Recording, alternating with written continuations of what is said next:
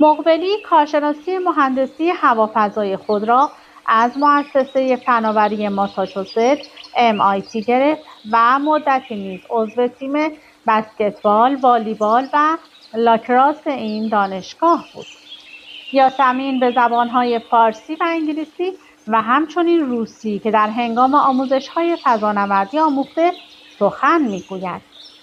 مقبلی به عنوان افسر سپاه تفنگداران دریایی ایالات متحده امریکا و خلبان بالگرد بل EH-1 سوپرکوبرا مسلح به توپ‌های چند موشکی و موشک‌های EGM 114 هلفایر آموزش دید.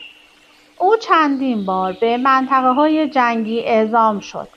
او در این دوره 150 مأموریت رزمی از جمله چند سورتی در افغانستان را به انجام رساند.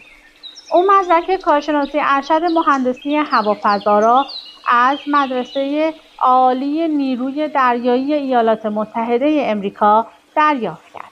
او همچنین دوره آموزشی خلبانی را در پایگاه هوایی سپاه تفنگداران دریایی یوما گذرانده است.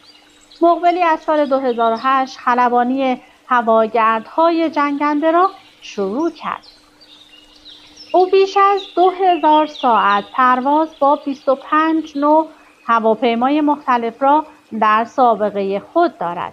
مقبلی طی دوران خدمت خود در نیروهای مسلح ایالات متحده امریکا بین سالهای 2009 تا 2010 در عملیات‌های نظامی امریکا در افغانستان شرکت